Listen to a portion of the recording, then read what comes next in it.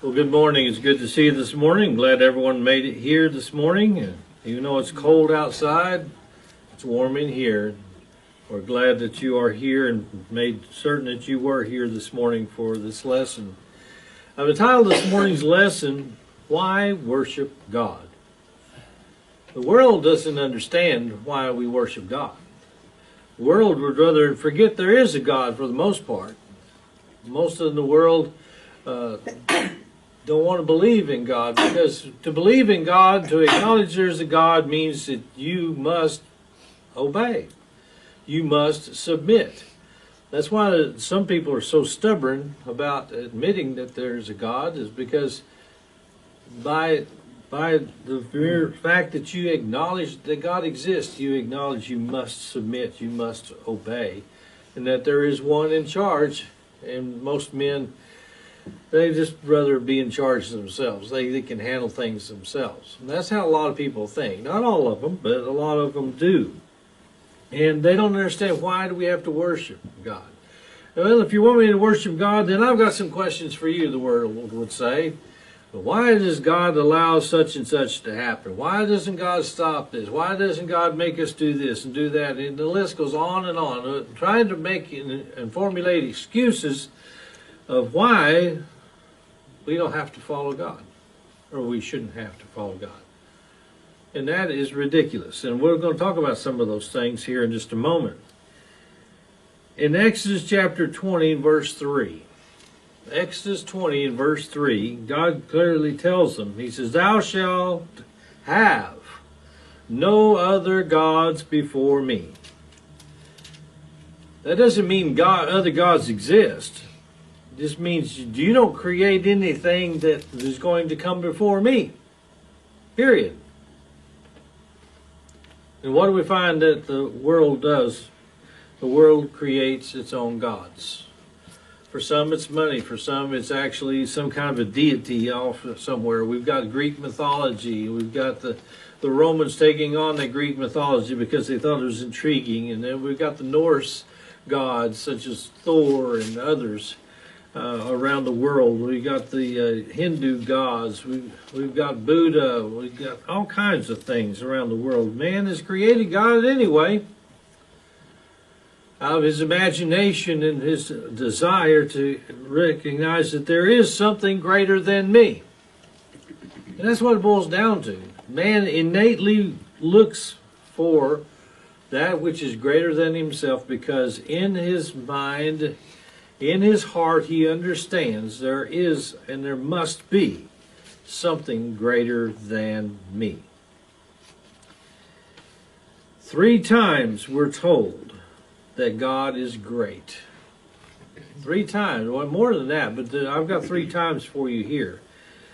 1 Chronicles chapter 16 verse 25 says, "For great is the Lord and greatly to be praised. He also is to be feared above all gods." Why did God say that? Because at this time there were many false gods out there. The Amorites had their gods, the Hittites had theirs, and so on, so the list goes on.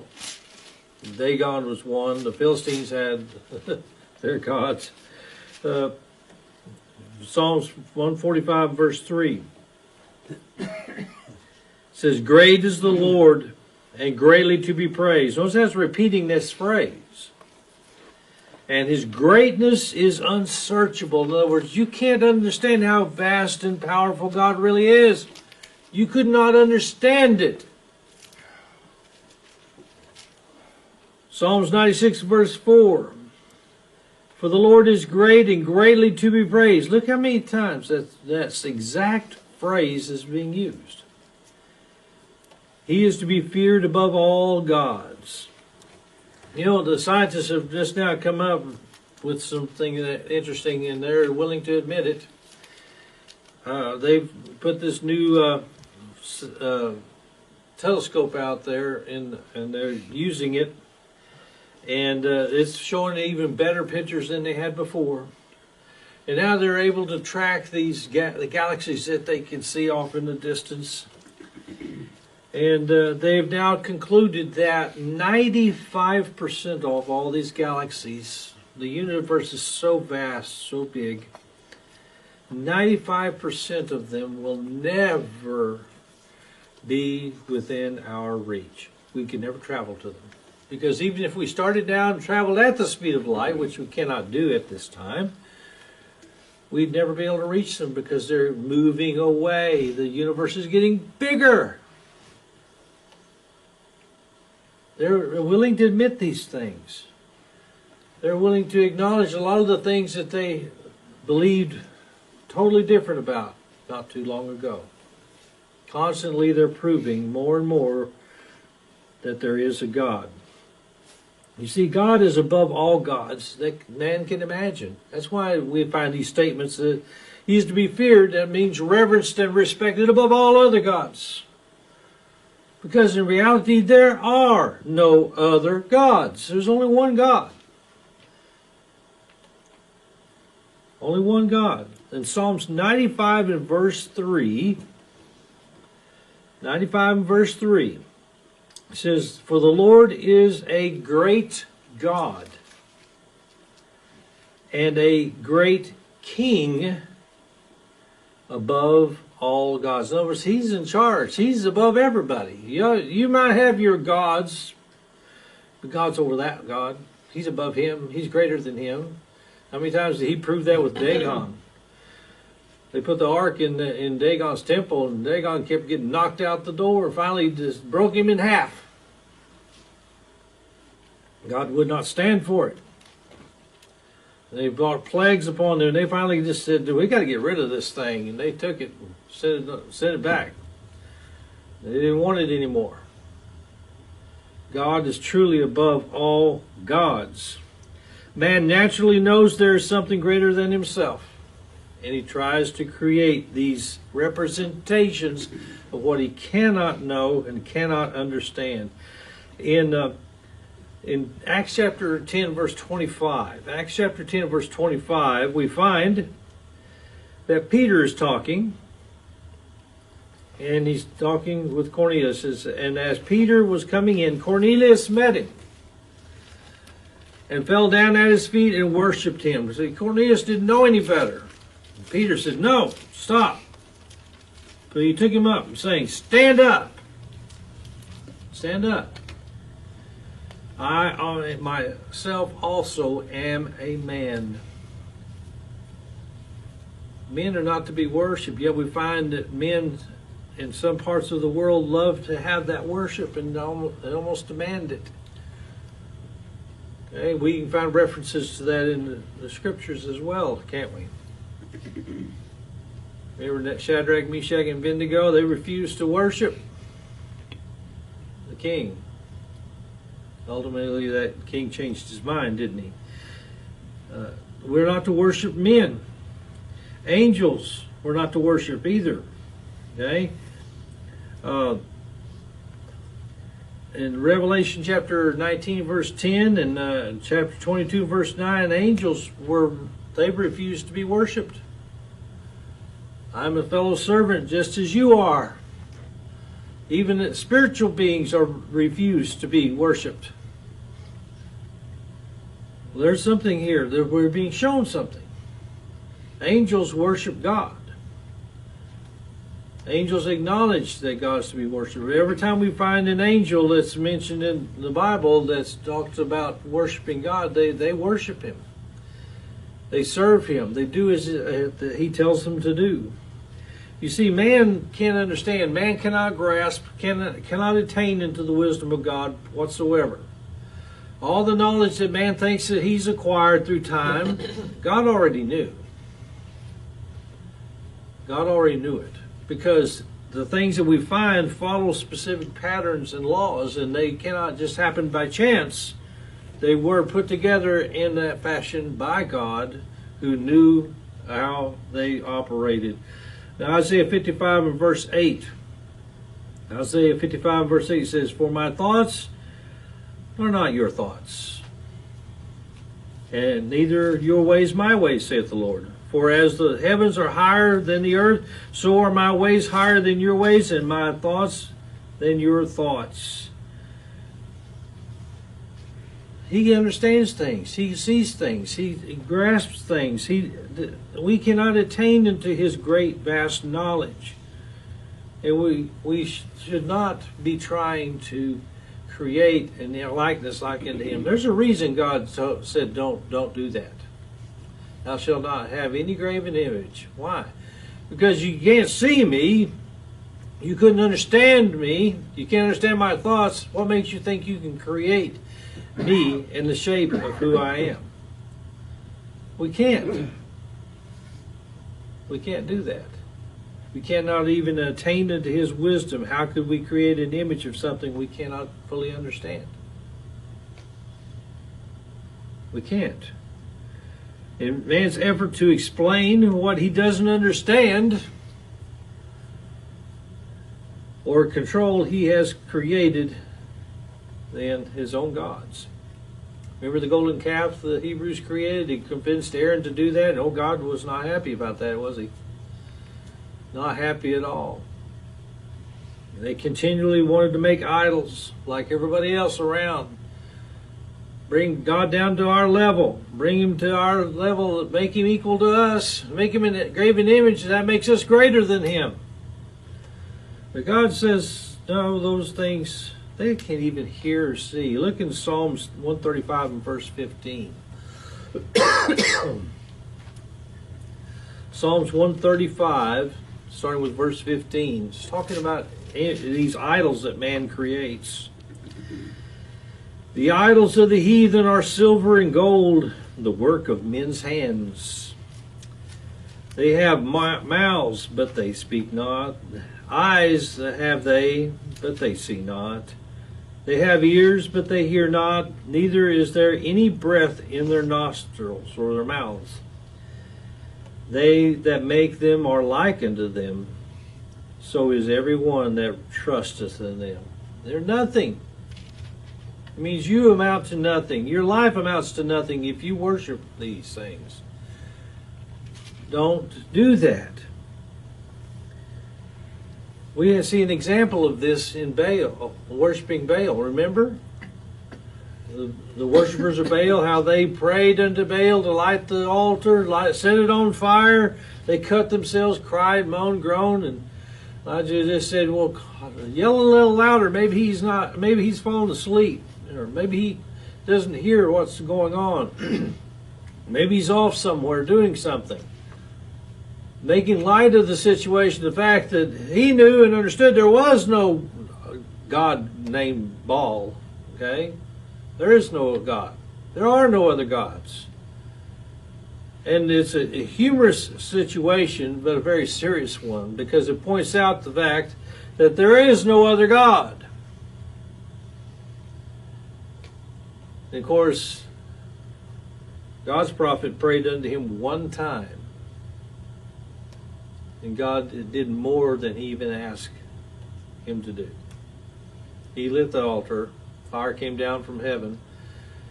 It not only consumed the altar, but it consumed all of the water there intended to protect everyone.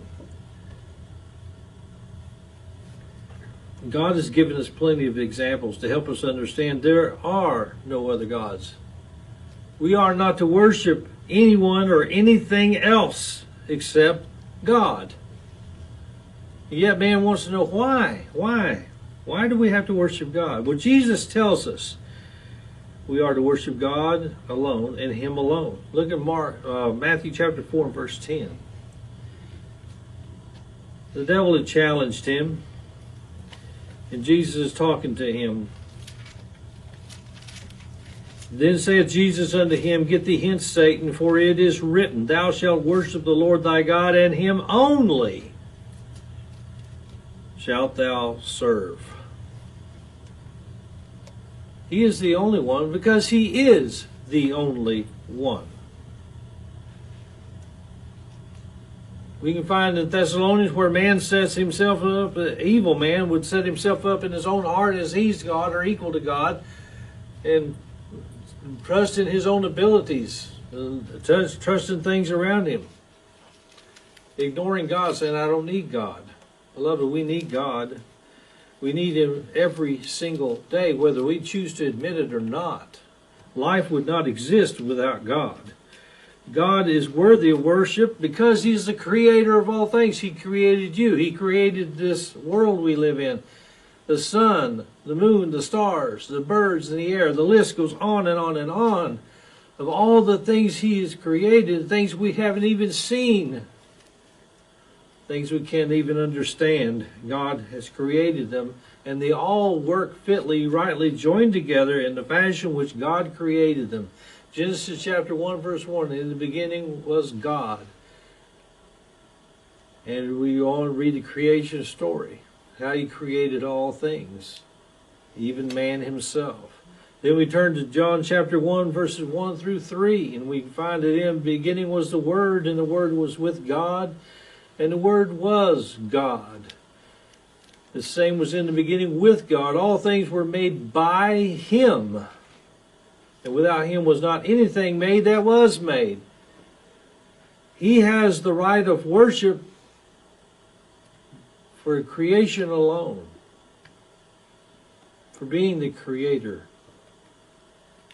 He deserves worship for so many more reasons than that. In Exodus chapter 20 and verse 11, we find very clearly that God created the heaven and the earth. In Exodus chapter 20 verse 11 it says, "For in 6 days the Lord made heaven and earth, the sea and all that in them is, and rested the seventh day." God's telling us, you exist because I created you. This world exists because I created it. We can turn over to Colossians and we can find where His very words, the words that He speaks, He upholds everything in its existence and makes it all function as He chooses it to do, simply by His words alone. Now, Paul tells us that we live and have our very being in God. You need to listen carefully to what he's saying. Life exists because of God. Turn with me to Acts chapter 17, verse 24. Acts chapter 17 and verse 24. Listen to what Paul's saying. He's on Mars Hill. He's talking to the ones that they're in Athens, and they're on Mars Hill worshiping these false gods. And he says, the unknown God, I'm going to declare Him to you. Listen to what he says, starting with verse 24. God that made the world and all things therein, seeing that He is Lord of heaven and earth, He reigns over it by right of creation, dwelleth not in temples made with hands. He's not a God like what you've been worshiping. He's not like one of these statues you've got over here, guys. He doesn't dwell in earthly dwellings. He created all that you see. He created all of the heavens and the earth. He created you. He doesn't dwell in a house created by you. For in Him, are you listening? In Him we live. We exist. We have our existence and move and have our very being. As certain also of your own poets have said, for we are also His offspring. In other words, your own poets have talked about what I'm talking about. They've acknowledged there's something greater than what we can see and understand. We live, we move, and we have our very being because God is here. You exist. You woke up this morning. You can breathe. You can have the food that you eat, the air you breathe. Gravity works. Light works. Everything that you can think of is existing because God allowed it today. By that right alone, He deserves to be worshipped. Because of who you are and Him creating you in Psalms 139, in secret, You formed me in my mother's womb. You knew all of my elements and my parts. In secret, You knew my downsetting, my uprising. You knew every word I would ever say. God knows you.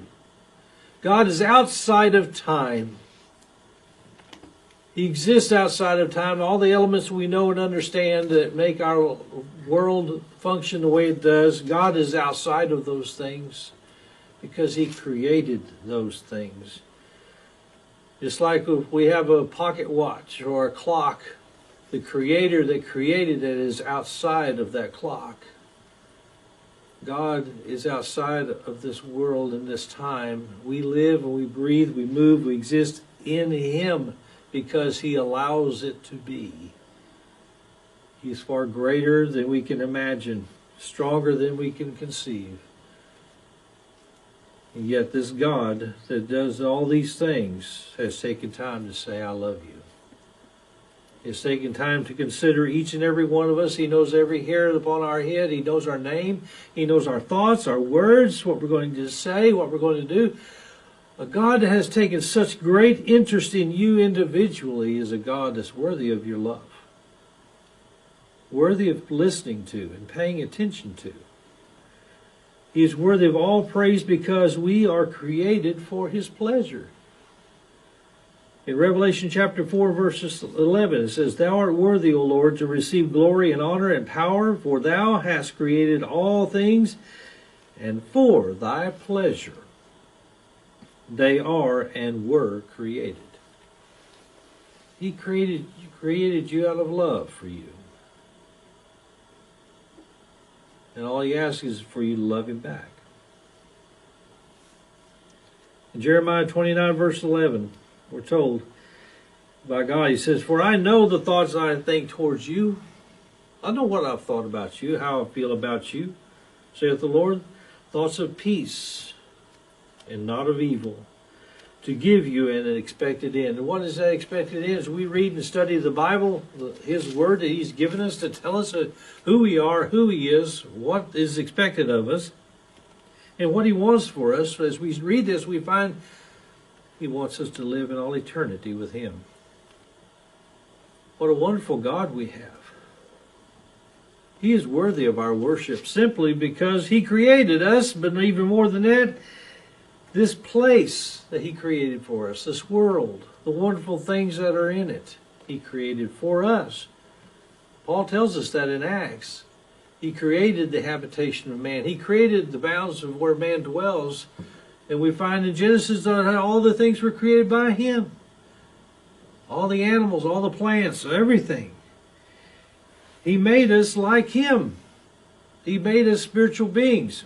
We are in His image. We have a physical body to dwell on this earth that He created. That's what allows us to be here. But the real you is inside of you. It's a soul, it's a spirit that God has given you that will never die.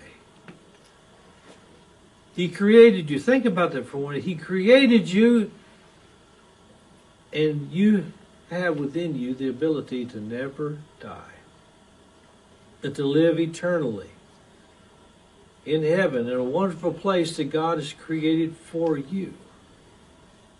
Have you ever stopped and thought about that for a moment? He watches over us here and now. He provides for us. He protects us through His providence.